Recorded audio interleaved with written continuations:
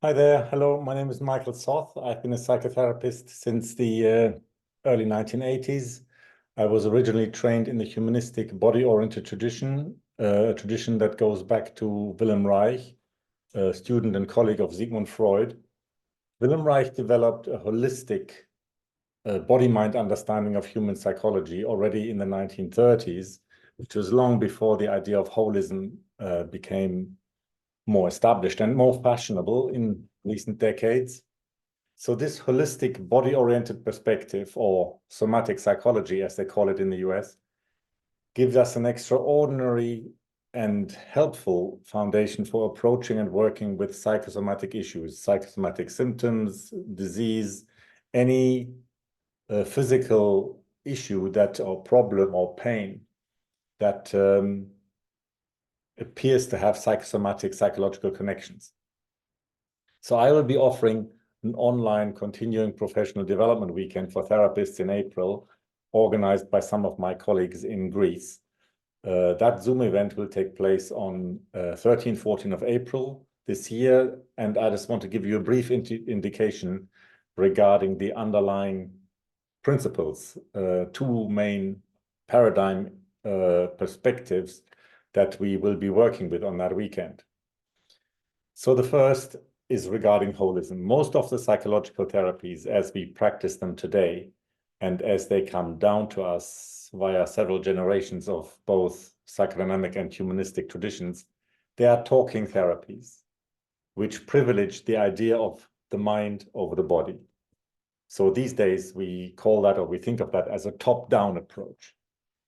But in order to understand psychosomatic processes, both in health and illness, if we want to understand psychosomatic processes deeply and thoroughly, we also need a bottom-up approach, as we find it today in the somatic trauma therapies like sensory motor or somatic experiencing, and in the body-oriented tradition generally. Experiential, body-oriented, bottom-up. What does that mean? We want to be able to explore the psychological and symbolic meaning of physical and psychosomatic symptoms from the body up, from the sensations, through the feelings and emotions, via the imagination, all the way into the mind.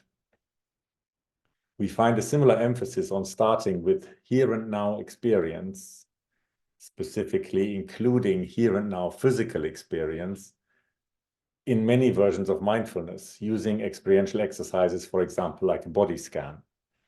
So bottom-up exploration means we focus first on simple body sensations and body awareness, trusting that a natural flow and emergence of awareness will occur, by which awareness of the body will facilitate and catalyze an emerging process involving our, what people call, multiple intelligences, and the possibility of some sense of wholeness, body-mind wholeness or body-mind integration.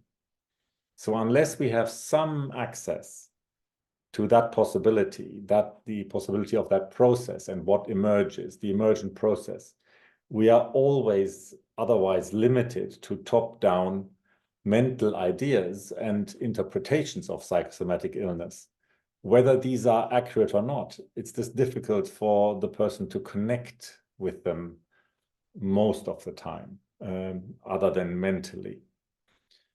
So that holistic perspective and the ways of working that come from that tradition, that's one of the underlying paradigms that makes a huge difference when we are confronted with psychosomatic presentations. And the second fundamental principle, which the teaching on this CPD event in April will be based upon, is the recognition that the body-mind is a living, self-organizing process. It's not a thing. It's not an entity. It's a relationship. And implied in the principle of holism is the idea that it is a mutual relationship. It's a two-way relationship. It's not just that the mind manages and controls and directs the body. It's also that the body shapes and influences the mind and circumscribes what the mind is aware of, or what aspects of primary experience are available to thought, and what kind of thinking and thought process therefore becomes possible. And as soon as you think of the body-mind as a relationship, you can become interested in the relational stance that a mind takes in the relationship to the body, especially when the body becomes problematic and has pain, illness, or exhibits some symptom. So, for example, one relational stance in relation to pain and illness is to become annoyed or impatient. Many people have that, based on some kind of assumption or some sense of entitlement that the body should just behave and be all right and function. So that is quite common amongst people who experience more top-down mind over body relationship between mind and body. So in this case, the mind somewhat resembles a parent who's fed up with a child that is somehow sickly and ill and niggles for attention. Another relational stance might be for the mind to feel victimized by the symptom and by the body, which ends up in a kind of helplessness or a collapse. And the mind is just at the mercy of the body causing pain. And that often results then in a wish for some kind of omnipotent healer or some kind of doctor to come along and take it all away. So that's another kind of relational dynamic between mind and body. So you see, there's a lot of mileage in conceiving of the body-mind relationship really as a relationship between two parties, between two people. So a mind person and a body person, which together make up the whole. So that's a relationship that could be characterized by, in an ideal world, by interest or curiosity and mutual dialogue, compassion, or it could be a relationship that could be very unequal in many of us, and asymmetric. It could be like a top dog, underdog relationship, or some people may call it like a doer and done to relationship. Jessica Benjamin talks about that, a doer done to relationship. And that's often what people get into when there is pain. That's the relationship dynamic that arises as the dominant way of dealing or responding to a symptom.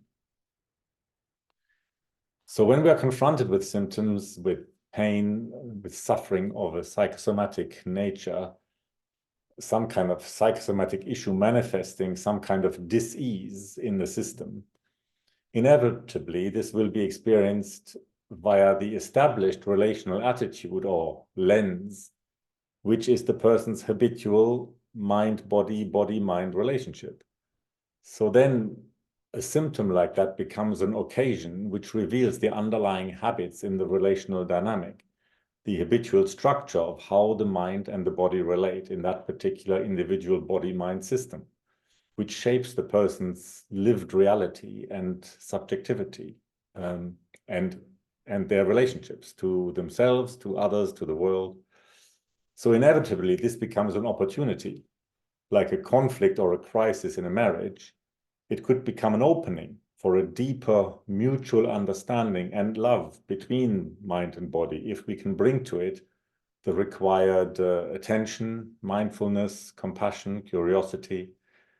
So that is something we want to explore and practice on this weekend, both from the perspective as practitioners and how we work with those kinds of issues in our clients and patients, as well as, of course, from the perspective of us all being wounded healers, human beings who are ourselves learning and struggling with our own mind-body relationship, with its particular joys and pleasures, as well as its pains and suffering.